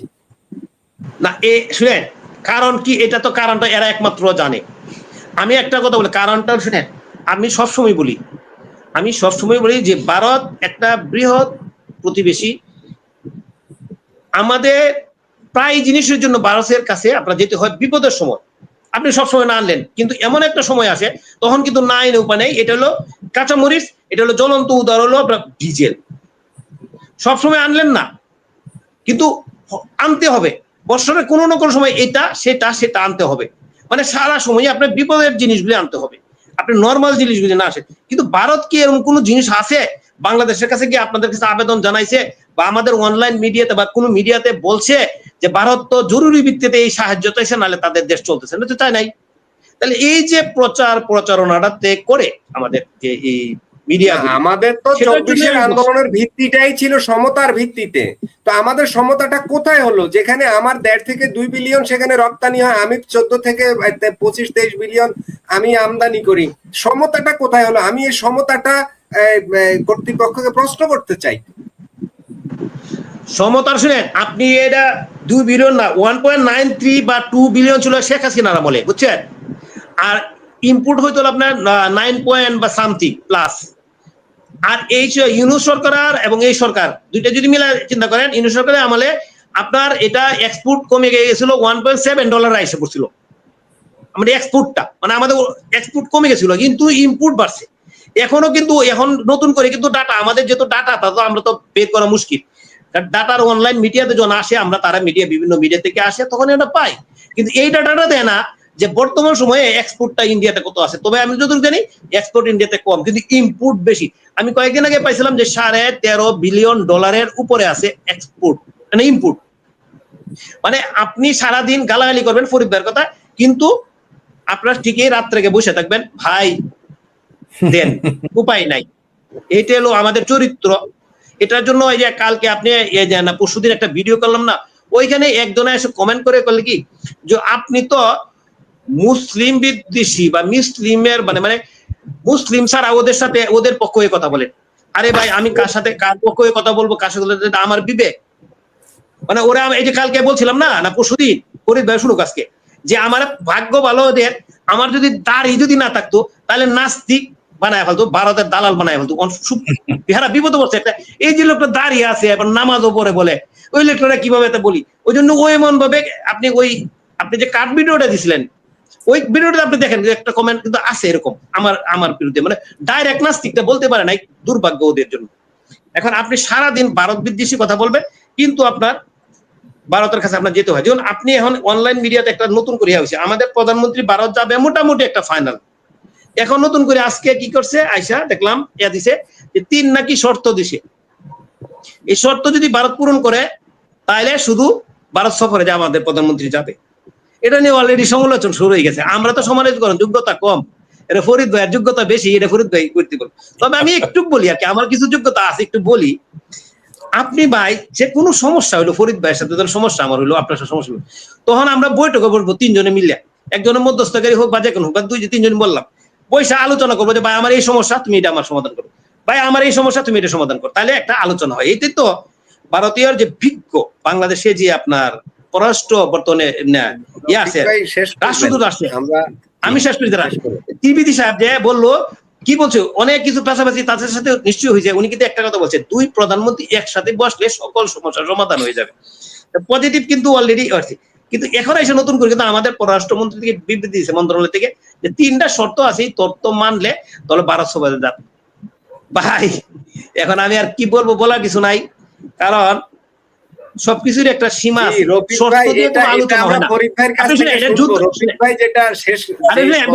আমি শেষ করে দিই, আপনি শুনেন বলি আপনাকে, যুদ্ধ যদি থাকতো তাহলে আপনি আগে দিতে পারতেন, শর্ত দিতে পারতেন। এগুলো তো যুদ্ধ না ভাই, এটা আপনার পারস্পরিক স্বার্থ সংশ্লিষ্ট ব্যাপারে আলোচনা হবে। সেখানে তো অগ্রিম যদি আপনি শর্ত ছাপাইয়া দেন তাহলে এটা কি কেরম হলো না জানি না, এটা কেমন হবে। ফরিদ ভাই এটা বিশ্লেষণটা সুন্দর করে করুক, কারণ এটা আমি সূত্রটা ফরিদ ভাই ধরা গেলাম, যেহেতু আমি একটু বেকায়দা অবস্থায় থাকি, এত কিছু বলা সম্ভব না, আমি পারবো ঠিকই, কিন্তু কঠিন একটা। ফরিদ ভাইয়ের কাছে যাই, ফরিদ ভাইয়ের কাছ থেকেও এই ব্যাপারেই একটু জানতে চাইবো যে আমাদের প্রধানমন্ত্রী তারেক রহমান দিল্লি সফর বাতিল করেছেন, এমন খবর প্রচার হচ্ছে দেশীয় মিডিয়ায়। বাংলাদেশ নাকি, পররাষ্ট্র মন্ত্রণালয়ের মুখপাত্র তিনি বলেছেন, বাংলাদেশ নাকি 2টি শর্ত দিয়েছে ভারত। 1 নম্বর শর্ত হলো শেখ হাসিনাকে প্রত্যার্পণ। দ্বিতীয় শর্ত হলো হাদির খুনিদের প্রত্যর্পণ, মানে যেটা তুলে দেওয়া সরকারের বাংলাদেশ আইন শৃঙ্খলা বাহিনীর। এখন আমার প্রশ্ন হলো, এই যে প্রধানমন্ত্রী সফর বাতিলের কথাটা যখন আসলো, তখন আমার মনে প্রশ্ন জাগছে যে ভারত কি আমাদের বাংলাদেশের এই শর্তগুলোকে ইগনোর করলো? এই ফরিদ ভাই, আপনার মতো করে এইটা একটু জানতে চাই। ধন্যবাদ আপনাকে। প্রথমত হইলো যে হাদিরে যে খুন করছে ভারতের খুনিরা, হাদির খুনিরা যে ভারতে আছে, এটা বাংলাদেশ কিভাবে জানলো? নাম্বার ওয়ান, বাংলাদেশ কি এই ওই হাদির খুনের ব্যাপারে কোনো রায় দিছে, চার্জশিট দিয়েছে? কেমনে জানলো যে কে খুন করছে? এটাই তো বলতে পারবে না তারা। বরং আমরা হাদির ভাই বোনকে বলতে শুনেছি যে হাদির খুনিরা জানাজার প্রথম কাতারে আছে। তাহলে তো জামাত, বিএনপি, এনসিপি এদেরকে অ্যারেস্ট করতে হবে। এগুলো তো ফাত্রামি। মানে না যাওয়ার, ভারতে না যাওয়ার, ভারতে না গেলে তারেক রহমান যদি ভারতে না যায়, তো ভারতের কি মহাভারতটা শুদ্ধ হয়ে যাবে? বরং বিপদে পড়বে তারেক রহমান। এই যে এত যে দুর্বুদর করে, এত ফাত্রামি করে, ওই যে আমাদের ভুইয়া সাহেব বললেন যে সারাদিন ভারতের গালি দেয়, সন্ধ্যাবেলায় কয় পেটে তো ভাত নাই, কটা ভাত দাও, ঘরে তো বাতি জ্বলে না, একটু কেরাসিন দাও। ফাত্রামি ছাড়া তো এগুলো আর কিছু না। এই যে কারেন্টের কথা নিয়ে, বিজলির কথা নিয়ে, গ্যাসের কথা নিয়ে কত ফাত্রামি করতেছে। এরা যদি এতই মুরত থাকে, বিদ্যুৎ পাকিস্তান থেকে আনলাইতে হয়, গ্যাস ডিজেল পাকিস্তান থেকে আনলাইতে হয়। পাকিস্তান পেয়ারা ভাই, ইসলামী পাকিস্তান, ওইখানে ফু দিলেই তো ডিজেল হয়ে যাবে। ওইখান থেকে চাল ডাল নুন তেল আনলাইতে হয়। আবার শুনলাম আমাদের শিক্ষামন্ত্রী বলে পাকিস্তানের শিক্ষা ব্যবস্থা নাকি সবচেয়ে ভালো। তাহলে বাংলাদেশে এত স্কুল কলেজ মাদ্রাসা দরকার কি? সব পাকিস্তানে যায় পড়ালেখা করুক। আবার বাংলাদেশের স্বাস্থ্যমন্ত্রী এও নাকি বলে যে পাকিস্তানের চিকিৎসা ব্যবস্থা খুব ভালো। তো ভিসার জন্য তো কোনোদিন পাকিস্তানে গিয়ে জামাতিদেরও তো লাইন দিতে দেখি না। এই দেশের যে সবচাইতে পেয়ারা পাকিস্তানি, যেটা যেটা স্বঘোষিত পেয়ারা পাকিস্তানি, সে সাংঘাতিক ইলিয়াস, সে তো আমেরিকা যায় বসে আছে। ও তো পাকিস্তান যাবে না বলেও, ওরা যদি পাকিস্তান মাগনা চিকিৎসা করে তারপরেও তো যাবে না। কিন্তু আমাদের স্বাস্থ্যমন্ত্রী বলে পাকিস্তান নাকি সবচেয়ে শিক্ষা ব্যবস্থা ভালো। হতে যায় না কেন? এগুলো হচ্ছে রাজনৈতিক ভণ্ডামি, ফাত্রামি। এগুলো তারা বলবেই। তারেক রহমান যদি ভারতে না যায়, ভারতের কি ঠেকাটা পুরো কি লসটা হয়ে যাবে ভারতের, বুঝবে তো না যাওয়ার পরে। তারেক রহমান না যাওয়ার পরে না বুঝবে। ওই যে ভাবির পোলাদের জন্য, আমার আরেক ভাবির পোলা বলছে কি যেন পারভেজ মলম নাকি গার্বেজ মলম, সে বলেছে যে আত্মহত্যা করবে, এরকম নাকি বলেছে। আবার কেউ বলেছে তার যাওয়া উচিত না। তো শেখ হাসিনাকে ফেরত দিবে কেন? কি কারণে ফেরত দিবে? কি কারণে? তারা বলুক যে এই কারণে ফেরত দিবে, যে শেখ হাসিনা হত্যাকারী। এই জন্যে শেখ হাসিনা যদি তাদের ভাষায় 800 হত্যাকারী হয়, তাহলে 30 লক্ষ হত্যাকারীকে নিয়ে তো তারা সংসদে বসে থাকে। এত তো একটু লজ্জা থাকা উচিত। শেখ হাসিনাকে তারা চাবে, তারা এমন হত্যা মামলায় তাকে আসামি করেছে, ফাঁসি দিয়েছে, দণ্ড দিয়েছে, যে তার মধ্যে 300-400 জীবিত উদ্ধার হয়ে আসছে, জিন্দা শহীদ। চার্জশিটে নাম নাই, পোস্টমর্টেম রিপোর্ট নাই। এই আধুনিক যুগে পোস্টমর্টেম রিপোর্ট ছাড়া কোনো হত্যা মামলা আপনি দায়ের করতে পারবেন? রায় দেওয়া তো মক্কা বহুদূর, রায় দেওয়া তো বহুত দূর। মনে করেন আমার নামে আপনি মামলা করলেন যে শেখ ফরিদ XYZ কে মেরে ফেলেছে, তাকে রায়ও দিলেন ফাঁসির। যদি আমার উকিল বলে ভাই পোস্টমর্টেম রিপোর্টটা দেন, যদি বলবেন নাই, ওই মামলা আদালতে টিকবে? এটা তো লোয়ার কোর্টে বাতিল হয়ে যাবে, সুপ্রিম কোর্ট, হাইকোর্ট লাগবে না। তো এটা তো শেখ হাসিনার নামে, জননেত্রী শেখ হাসিনা বা যাদের এই জুলাই সন্ত্রাসীদের হত্যার নামে যে মামলা, এর মধ্যে তো অর্ধেক আওয়ামী লীগ আছে। এর মধ্যে খোদ জুলাই সন্ত্রাসীরা নিজেদেরই মেরে ফেলেছে। যাত্রা বাড়িতে একটা দর্শককে জুলাই সন্ত্রাসীদের পিটিয়ে মেরে ফেলেছে, সেটাও জুলাই শহীদ। গাজী টায়ার ওইখানে গিয়ে লুট করতে গিয়ে পুইরা মারা গেছে, সেটাও শহীদ। আওয়ামী লীগের লোককে মেরে ফেলেছে, ছাত্রলীগের মেরে ফেলেছে, তাদেরকেও জুলাই শহীদ বানিয়েছে। আবার আরেক জুলাই শহীদ তো সৌদি আরব গিয়ে ঘুরতেছে। আরেক জুলাই শহীদ দেখলাম বাংলা ভিশন টিভিতে এসে পডকাস্টে সাক্ষাৎকার দেয়। তো এগুলো মামলা দিয়ে শেখ হাসিনাকে আপনি কিভাবে ফাঁসি দিবেন? এই মামলার কোনো বৈধতা আছে? যার সাক্ষীরা বলতেছে তারা জানেই না, বাদী বলে চিনে না, তাহলে সেখানে এই মামলাতে আপনি শেখ হাসিনা, সেই মামলায় শেখ হাসিনাকে চান? এত সস্তা। আর হাদির খুনির কথা যেটা, যে শর্ত দিয়েছে, এগুলো হলো বাহানা, যাতে না যায় না। ভারত আপনাকে যেতে বলছে, কে যায় না, দাওয়াত দিচ্ছেন, নিয়েন না, শেষ। দাওয়াত খাবেন না, শেষ, শর্ত দিয়ে। মানে এগুলো আর কি করতেছে? ওই যে বললাম তো যে ভারত বাংলাদেশের কপাল ভালো। জি বলেন, কি যেন বলতে চাইছেন? এটা পয়েন্ট দিয়ে দিয়েছি আপনাকে। ভারতে যে কারাগারি আছে 4-5 হাজার মানুষ বহুত দিন আগে থেকে, ওরে বিরত না কেন? আর নতুন করে যে সাক্ষাৎকার দিয়ে বাংলাদেশি যে সাক্ষাৎকার দিল যে আমি এমুক এমুক জায়গায় আমার বাড়ি, এমুক জায়গায় আমি বাড়ি, ওরে আনে না কেন সেটা বলে। ওইটা আনবে কেন? ওইটা কেন 1 কোটি তারা রোহিঙ্গার নাগরিকত্ব দিতেছে, রোহিঙ্গার পাসপোর্ট দিতেছে, কিন্তু বাংলাদেশি রোহিঙ্গা যেগুলা বাংলাদেশ থেকে রোহিঙ্গা হয়ে ভারতে গিয়ে কামলাগিরি করতেছে, বান্দিগিরি করতেছে, কাজের লোক হয়ে আছে, দিনমজুরি করে, তাদেরই তো ফেরত নেয় না বাংলাদেশ সরকার। যারা সীমান্তে এসে চিৎকার করতেছে তারা বাংলাদেশি। আর জেলের ফরিদ ভাই একটু তাহলে আপনার এই আলোচনার সাথে একটু যুক্ত করে দিই, তাহলে আমাদের আলোচনাটা পূর্ণাঙ্গ হবে। আমরা তো শেষের দিকে চলে আসছি, আলোচনা তো বেশি করতে পারবো না, আমার কিন্তু আলোচনা আরো অনেক রয়ে গেছে। এটার সাথে একটু যুক্ত করে দিই, তাহলে সমন্বয় হবে। ভারতের সাথে আমাদের দ্বিপাক্ষিক সম্পর্কগুলোর কি হবে, যেটা বলছেন এই যে প্রাইম মিনিস্টার যাবেন না, শর্ত দিচ্ছেন, ভারত বারবার রিকোয়েস্ট করছেন যে আপনি আসুন। হ্যাঁ, একদম যেদিন শপথ ওই দিনই আমন্ত্রণ পত্র দিয়েছেন। এরপরে তো দিলেন বিমস্টেকের চেয়ারপারসন হিসেবে ব্রিক্স এর দাওয়াত দিলেন। এখন আবার তাকে আবার ব্রিক্স এর আগেই তাকে সে দেশ সফরের আমন্ত্রণ জানালেন। কি বলে, আগামী মাসের শেষের দিকে, মানে কত 22-23 তারিখের দিকে যাওয়ার একটা সম্ভাবনা তৈরি হয়েছিল। দু দেশের মধ্যে কর্মকর্তারা উচ্চ পর্যায়ের তারা আলোচনা শুরু করে দিয়েছেন। সিকিউরিটির ব্যাপার আছে সেখানে, সেখানে এইসব বিষয় নিয়ে তো কথা হচ্ছে, বা কি কি বিষয় নিয়ে আলোচনা হবে কথা হচ্ছে। এখন যদি প্রাইম মিনিস্টার সেখানে না যান, আমাদের তো মূলত যত সমস্যা, আমাদের সব সমস্যা হলো মূলত ভারতের সাথে। আর ভারতের যত সমস্যা তার একটা অংশ আমাদের সাথে, নেপালের সাথে, চীনের সাথে, যাদের সাথে বর্ডার আছে তাদের সাথেই তো, প্রতিবেশীর সাথেই তো মানুষের সমস্যাটা একটু বেশি থাকে স্বাভাবিকভাবে। অন্য দেশের, দূর দেশের কারো সাথে খুব বেশি সমস্যা থাকবার কথা না, সবচেয়ে বেশি সমস্যা প্রতিবেশীর সাথে হওয়ার কথা। এখন ভারতের সাথে আমাদের দ্বিপাক্ষিক যে সম্পর্কগুলো রয়েছে, যদি আমাদের দু দেশের মধ্যে সম্পর্কটা এভাবে তিক্ততা চলতেই থাকে কিংবা বাড়তেই থাকে, তাহলে আমাদের দ্বিপাক্ষিক সম্পর্কগুলোর কি হবে? বিশেষ করে তিস্তা চুক্তি, গঙ্গার পানি বন্টন চুক্তি, সীমান্ত হত্যা, অনেক বিষয় তো আছে। বাণিজ্যের সমতা, কি বলে এটাকে, আমদানি রপ্তানির যে ঘাটতি ভারতের সাথে আমাদের, সেই ঘাটতি তো এখন হু হু করে বাড়ছে। তো এইসব যে সমস্যাগুলো, এগুলো আমাদের সমাধান, মানে সর্বোপরি বাংলাদেশ ভারত সম্পর্ক কোন দিকে যাচ্ছে বলে মনে করেন? আমি একদম শেষ করে দিলাম, অনেক বিষয় আছে আমার মানে প্রশ্নের ভিতর, প্রশ্নটা বড়, আমি সংক্ষেপ করে দিলাম যে সম্পর্কটা আসলে যাচ্ছে কোন দিকে, আমাদের এইসব এই দ্বিপাক্ষিক বিষয়গুলোর কি হবে। এখানে আমি বারবার বলে আসছি যে আমাদের কপাল। ফরিদ ভাই সাউন্ড একটু কম হচ্ছে মনে হয় আজকে।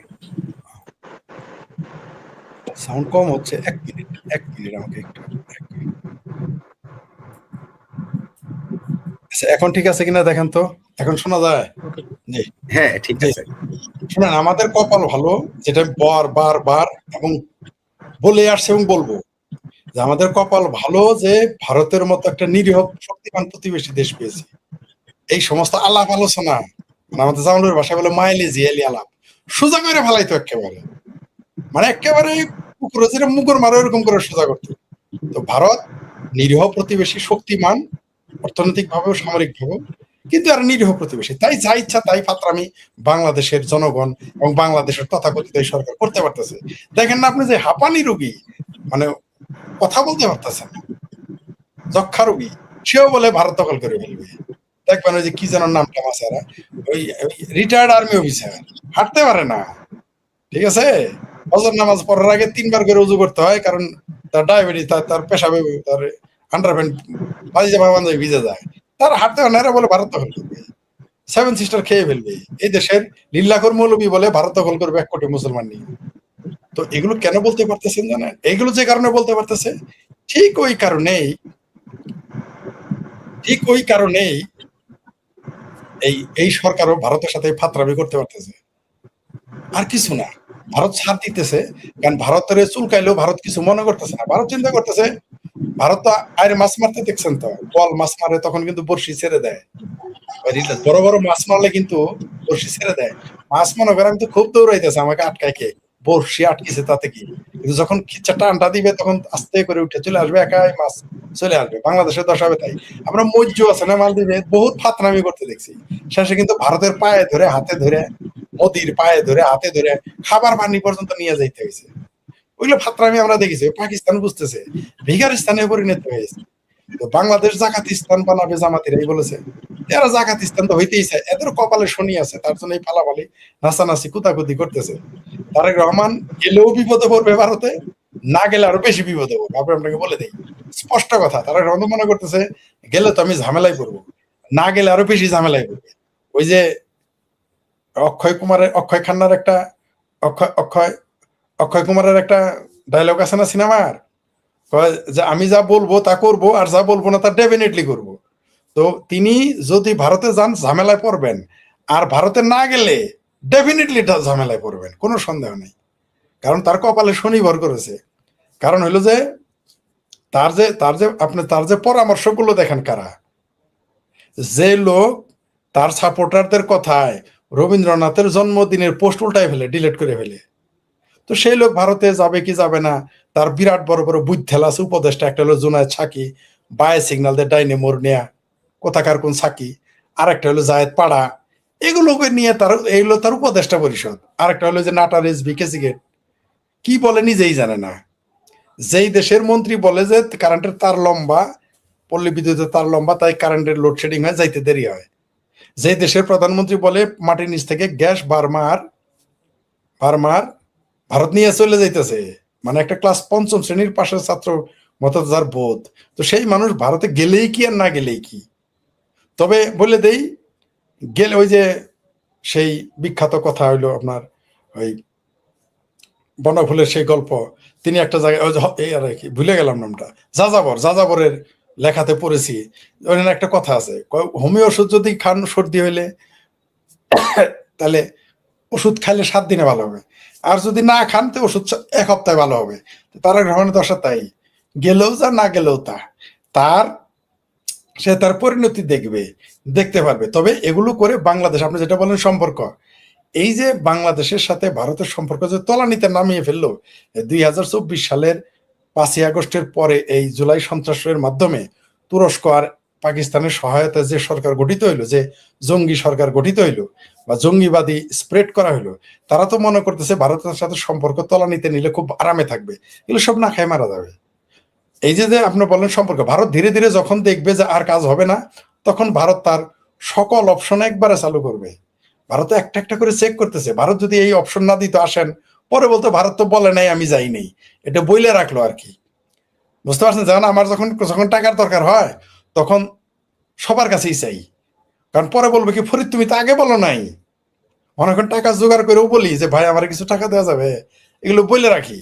কারণ যদি না বলি, তখন বলে আমাকে তো বলো নাই। তো ভারত এরকম ব্যবসা শুরু করে দিচ্ছে। ভারতও বুঝে যে বাংলাদেশেরও কপাল ভালো যে ভারতের মতো একটা নিরীহ প্রতিবেশী রাষ্ট্র পেয়েছে, আর ভারতের কপাল ভালো যে বাংলাদেশের মতো একটা ভোদাই মার্কা কূটনীতি, মানে যাদের কূটনৈতিক তৎপরতার দেশ, এদের দেশে তো কোনো কূটনীতি নাই, এদের তো কোনো আকল জ্ঞানী নাই। মাজ্জুর সাথে এদের আকল কম। এই যে মালদ্বীপের যে মাজ্জু ওর সেও এদের আকল কম। দেখবেন এদের কিন্তু সমস্যা হলো যে আমাদের ভুগতে হবে সবার, এই দেশের জনগণ ভুগবে। এই দেশের যদি ভারতের সাথে বাংলাদেশের সম্পর্ক একেবারেই তলানিতে চলে যায়, তখন এই বাংলাদেশের মানুষ না খেয়ে থাকবে, দরিদ্র হয়ে যাবে। আর যারা এখন ক্ষমতায় আছে এবং যারা পেয়ারা পাকিস্তান, তারা তো চাইবেই যে একটা ধনী বাংলাদেশ যাতে না হয়, একটা আইন শৃঙ্খলা পরিস্থিতি ভালো থাকে, এরকম বাংলাদেশ না থাকে, যাতে তারা বলতে পারে যে স্বাধীন হয়ে ভুল করছিল। এই কথাটা তারা যারা বলতে পারে, সেই জন্য তো তারা চাইবে বাংলাদেশের অর্থনীতি ধ্বংস হোক। আর আপনি যেটা বললেন, যুদ্ধ তো চাচ্ছে এই দেশের যারা হেফাজতপন্থী, পাকিস্তানপন্থী, হেফাজতে পাকিস্তানি, জামাত, এরা কিন্তু যুদ্ধ চাচ্ছে। কারণ যুদ্ধটা চাইলেই তাদের 16 কলা পূর্ণ হবে। ভারত এদের কথায় নামবে না, যেহেতু এরা চাচ্ছে, তাই যুদ্ধ এখন নামবেন না ভারত, যেটা শুরুতে বলেছিলাম। কারণ ভারত তাদের কথাই করবে না, ভারতের যখন দরকার ভারতের মতো করে ভারত করবে। এরা চাচ্ছে একটা যুদ্ধ হইলেই তারা তখন বলতে হবে এই যে দেখো আমাদের আক্রমণ করছে, তখন পাকিস্তান আসতে পারবে, তুরস্ক আসতে পারবে। ভারত এই সুযোগ দিবে না। ভারতের সাথে আমাদের সম্পর্ক যখন শীতল হয়ে যাবে, সীমান্তের সম্পর্ক খারাপ হবে, আমাদের কূটনৈতিক সম্পর্ক ফাইনালি খারাপ হয়ে যাবে, তখন এই দেশের মানুষ না খেয়ে মারা শুরু করবে, দুর্ভিক্ষে মারা যাবে, আপনি ঠেকায় রাখতে পারবেন না। তো আমার মনে হয় আমরা ভেবেছিলাম একটি তথাকথিত নির্বাচনও যদি হয় আমাদের দেশটা যুদ্ধ ও দুর্ভিক্ষ থেকে বেঁচে যাবে, গৃহযুদ্ধ থেকে বেঁচে যাবে, কিন্তু আমার তা মনে হচ্ছে না। মানে এই সরকার, এই মুসলেকা সরকার, জামাত, বিএনপি, এই সম্মিলিত, এটা তো কোনো বিরোধী দল নাই, পৃথিবীর একমাত্র দেশ বাংলাদেশ যেখানে কোনো বিরোধী দল নাই। এখানে আছে সরকারি দল এবং সরকারি বিরোধী দল, সব মিলকে জুলকে তারাই, তারা জেনে শুনে বাংলাদেশটাকে একটা দুর্ভিক্ষের দিকে নিয়ে যাচ্ছে, গৃহযুদ্ধের দিকে নিয়ে যাচ্ছে, অর্থনৈতিকভাবে ধ্বংস হওয়ার দিকে নিজেরাই ডুবে যাচ্ছে। এখানে কিছু করার নাই। এখন আপনি যে চুলকায় ঘাও বানান কেউ ফেরাইতে পারবে না। তবে ভারতের সাথে যেদিন ফাইনালি আমাদের সম্পর্ক নষ্ট হয়ে যাবে, এদেশে দুর্ভিক্ষ শুরু হয়ে যাবে, মানুষ না খেয়ে মারা যাবে দলে দলে, পালে পালে। কারণ এখনই কিন্তু 1 কোটি লোক ভারতে গিয়ে কামলা দেয়, কামের বুয়াগিরি করে, আর 1 কোটি মানুষ ভারতের সীমান্তের চোরাকার বাড়ি করে ভাত খায়। অর্থাৎ 2 কোটি মানুষ বাংলাদেশ সরকারের সাথে সম্পর্ক নয়, সম্পূর্ণ ভারতের আয়ের সাথে নির্ভর করে, ভারতের সাথে সম্পৃক্ত। এটা যখন বন্ধ হয়ে যাবে বাংলাদেশে এমনি দুর্ভিক্ষ লেগে যাবে। ভারত শেষে তাই করবে। দিন শেষে ভারত ফুড চেইন কেটে দিবে, এই দেশে বাণিজ্য অর্থনৈতিক সকল সহযোগিতাকে বন্ধ করে দিবে। তখন দেখতে পারবেন বাংলাদেশে কি কি ঘটে। জি ধন্যবাদ। ফরিদ ভাই আমরা তো শেষ করব, শেষের দিকেই চলে আসছি।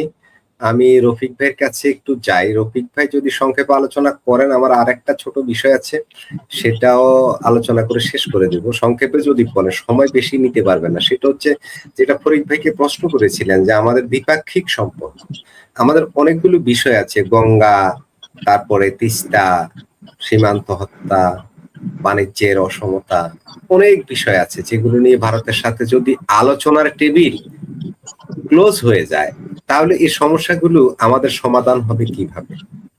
রফিক ভাই সংক্ষেপ। দেখেন মাসুদ ভাই, আমি কিন্তু সবসময় বলি যে ভারতের কিন্তু প্রয়োজনটা আমাদের দেশে নাই, কম। আমি তো সবসময় বলি যে ভারত এমন কোন জিনিস কি আছে যে ভারত বাংলাদেশের কাছে চাইছে যে ভাই এই জিনিসটা আমাকে দেন, আমার খুব দরকার, বা এই জিনিসটা দিতে হবে, এরকম খুব দরকার বলছে। সুতরাং যেখানে আমাদের দরকার সে কিন্তু আমাকে কিন্তু আগ বাড়ায় যাওয়া উচিত। এখন ভারত কিন্তু যে কোনো কারণে হোক, তাদের পলিসিগত কারণে হোক, কারণ ভারত, আমি এটা সবসময় বলি, ফরিদ ভাই বলে আমি অনেক ভিডিওতে বলছি যে ভারতীয় যারা রাজনীতিবিদ তারা দেখেন ওই যারা ভারত চালায় এদের বয়স কত দেখছেন আপনি? 60-এর উপরে, 70-80 এরকম, মানে এক্সপিরিয়েন্স মানুষ। এই যে আমাদের এখানে যে আমাদের কূটনীতিক যে পাঠাইলো, এই ভদ্রলোক মন্ত্রী ছিল, তারা পাঠাইছিল কূটনীতিক করে, শেষ পর্যন্ত দেখলো যে তার বাণিজ্যতার একটু খেনা হবে, তারা ডাইরেক্ট মন্ত্রী বানায় দিল। এবং দেন কোন কূটনীতিক গিয়ে প্রধানমন্ত্রীর সাথে দেখা করার কোন আছে, সুযোগ আছে দেখছেন কোনোদিন? কিন্তু আমাদের দেশের সমস্যা, ভারতের সমস্যা নিয়ে আলোচনা করে, আমাদের প্রধানমন্ত্রীর সাথে আলোচনা করে এই ত্রিমিত শিবিরের সাথে ডাইরেক্ট চলে গেল আপনার ইয়াতে, দিল্লিতে চলে গিয়ে প্রধানমন্ত্রীর সাথে ডাইরেক্ট দেখা করছে। তাহলে বুঝেন তাহলে ওনারা কত এক্সপিরিয়েন্স, কত ব্রেনি, কি খেলা খেলতে চায়। এখন এই জন্য কিন্তু তারা পাঠাইছে রাষ্ট্রদূত করে, যাতে সে জিনিসটাকে সুন্দর করে আগায় নিয়ে যেতে চায়। ভারত আসলে শুনে, ভারত যেহেতু উদীয়মান অর্থনীতির দেশ, একটা জিনিস চিন্তা করে, যেসব দেশ উদীয়মান অর্থনীতির দেশ থাকবো তারা কিন্তু যুদ্ধের থেকে মহা দূরে থাকতে চায়, অনেক দূরে থাকতে। তারা চাইলো দেশের জনগণের উন্নয়ন, দেশের উন্নয়ন। ভারত চায় না যে কোনো একটা মানে ক্যাসকালের মধ্যে পুরো ওইখানে যুদ্ধ করো, ওইখানে তাদের অর্থনীতির একটা ক্ষতি হয়, ইমেজের একটা ক্ষতি হয়। কিন্তু পাকিস্তান কিন্তু এই জিনিসটা চিন্তা করে, পাকিস্তান চিন্তা করে যে কারা কিভাবে মাইরে খাইবো, কাদের কিভাবে আক্রমণ করবো। তা আপনি যারা বলছেন এই যে কূটনীতিক কথাটা বলছেন, এই জন্যই কিন্তু বারবার চেষ্টা করতেছে যে বাংলাদেশের থেকে স্বাভাবিক সুন্দর সম্পর্ক রাখুন। কিন্তু যদি আপনি এই যে বললেন, আপনি এই যে ডিসেম্বরে শেষ হয়ে যাবে আমাদের গঙ্গা চুক্তি বন্ধ শেষ হয়ে যাবে, গঙ্গা চুক্তি যখন শেষ হয়ে যাবে তখন যখন ভারতে পানি নিয়ে এই ক্যাসটা করে, তাহলে আপনি কি করতে পারবেন? কিছুই করতে পারবেন না। আবার তিস্তা নিয়ে বহুদিন ধরে আছে, যেটা নিয়ে আলোচনা হওয়ার কথা ছিল, আর আপনি বলতেছেন একটু ইয়ে দেই। ভারত পাকিস্তান কিন্তু ওই যে সিন্ধুই তো মনে হয়, সিন্ধু নদের কি পানি নিয়ে পাকিস্তানের সাথে ভারতের ঝামেলা চলছে, পাকিস্তান তো অলরেডি হুমকি দিয়েছে হামলা করবে। তো আমরাও তো কি বলে গঙ্গার পানির জন্য ভারতে হামলা টামলা করবো, এই ধরনের হুমকি কি আমরাও দেবো নাকি? রফিক বলুন। আসলে আমি এটা বলবো, কারণ আমি নিজে যদি এটা নিয়ে বেশি আলোচনা করি, গতকালকে আমি নিজের ভিডিওতে এটাকে ভিডিও করছি যে ভারতের ওই যেন সিন্ধু নিয়ে। এখন এই যে আপনার তিস্তাতে মহাপরিকল্পনা করবেন, আপনি এনে পানি আটকায় রাখবেন, কি না করবেন, এই করবেন, এনে কি না কিছু করবেন, আপনার চীনের সাথে ইয়ে করবেন, এগুলি তো অনেক আলোচনা আমরা করছি। চীনে এখানে অত সহজে বিনিয়োগ করবে না, এরা সম্ভবত যাচাই করবে, যাচাই করে আপনার পানির ব্যবস্থা যদি না করতে পারেন তাহলে তিস্তা মহাপরিকল্পনা করলে তো কোনো লাভ হবে না। সুতরাং এনে আপনি ইনভেস্ট করবেন চীন। তার মানে প্রতিটা ক্ষেত্রে বা চীনও যদি আমাদের তিস্তাতে যদি আপনার ইনভেস্ট করতে চাও মহাপরিকল্পনা, এরপরও ভারতের সাথে কি ধরনের আমাদের একটা সম্পর্ক ডেভেলপ হলো কিনা ওইটা কিন্তু চীন জানতে চাবে। কারণ ওখানে ইয়া করে আপনার এত টাকা ইনভেস্ট করে তো চীন এই টাকা নষ্ট করতে চাবে না। এখন আমি যেটা বলতে চাচ্ছিলাম, এই যে পানি চুক্তির যে ব্যাপারটা আছে, এটা তো আমাদের জন্য খুব জটিল জিনিস। আপনার এই যে দেন পাকিস্তান কি করতেছে, আজকে বেশ কিছুদিন ধরে হুমকি দিতেছে ডাইরেক্ট। গত পরশুদিন আমি একটা ভিডিও করছি না গতকালকে, যে পাকিস্তানের 13 তারিখ মনে 13ই আপনার আগস্টে পাকিস্তানের সেনাবাহিনীর উপস্থিতি, প্রধানমন্ত্রীর না রাষ্ট্রপতির উপস্থিতিতে শাহবাজ শরীফ কি বললো, যে তাদের একটা 1 ফোঁটা পানি হলো রেড লাইন, 1 ফোঁটা পানি, মানে ওই সিন্ধু চুক্তির পানি নিয়ে তাদের সাথে অলরেডি কিন্তু বড় ধরনের মতভেদ তৈরি হয়েছে। এবং সিন্ধু চুক্তির পানি নিয়ে কিন্তু অলরেডি আন্তর্জাতিক আদালতও গেছে পাকিস্তান, যেটা ভারত যায় নাই, সুতরাং এটা সমাধান করতে পারবে না। এখন হয়তো এরা হুমকি দিচ্ছে, আপনি শুনেন, হুমকি তো পাকিস্তান সারা জীবনই দিচ্ছে, পাকিস্তানের কাজে হলো হুমকি দেওয়া। তার নিজের দেশের জনগণের উপরে আপনি আক্রমণ করে, তার নিজের দেশের জনগণের সারা জীবন সারা আক্রমণে যুদ্ধ করতেছে। আপনার বেলুচিস্তান বলেন, আপনার খাইবার পাখতুন বলেন, এখন নতুন করে আজাদ কাশ্মীর শুরু হয়েছে, ওদের বিরুদ্ধে এরা যুদ্ধ করতেছে, আফগানের সাথে যুদ্ধ করতেছে। তার কাজ এলো যুদ্ধ করা। যুদ্ধ না করলে তো আপনি ফকির হতে পারবেন না ভাই, যুদ্ধ না করলে তো আপনি ভিক্ষা উঠতে পারবেন না, বুঝছেন? এখন আপনি ওই ভারতে আপনার হুমকি দিছে, ভাই আমরা তো সব জানি ভারতের কতটুকু শক্তি আছে, পাকিস্তানের কতটুকু শক্তি আছে, আর এগুলো যুদ্ধ করার ক্যাপাসিটি লাগবে। আমেরিকার কিন্তু সারা বিশ্বের নাম্বার 1 আপনার ইয়া শক্তি, সামরিক শক্তি। এখন আমরা বাংলাদেশি মিডিয়া থেকে আসে শুনি, যেটা আমি জানি না সঠিক, কারণ এটা তথ্য তাদের কাছে। তারা এই ইরানের সাথে এতদিন যুদ্ধ করতে হতে ওরা মোটামুটি ক্লান্ত হয়ে গেছে, তাদের অস্ত্রের ভান্ডার নাকি খালি হয়ে গেছে। চিন্তা করেন জিনিসটা। কারণ পাকিস্তানের কি মুরুডটা আছে ভারতের সাথে যুদ্ধ করার মতন বলেন আপনি? চীনের যাদের মুরুদ আছে যুদ্ধ করার লাগিয়া, তারাই তো ভারতের সাথে যুদ্ধ করে না। চীনের যে মুরুদ আছে, তারা তাইওয়ান তাদের ভূখণ্ড ছিল, সেটা আপনি বিচ্ছিন্ন হয়ে গেছে, সেটাই তো তাদের মধ্যে যুদ্ধ করতে চায় না, হুমকি দেয় খালি যে তাড়াতাড়ি তোমরা আপনার সাথে মিশে পড়ো। এরপরও তারা যুদ্ধ করে না। চীন ইচ্ছা করলে তাইওয়ানকে একদিনে আপনার দখল করে আনতে পারবে, এরকম শক্তি তাদের আছে, কিন্তু যাচ্ছে না কেন? তারা যুদ্ধ করে এই ভূখণ্ডকে একসাথে করতে চাচ্ছে না।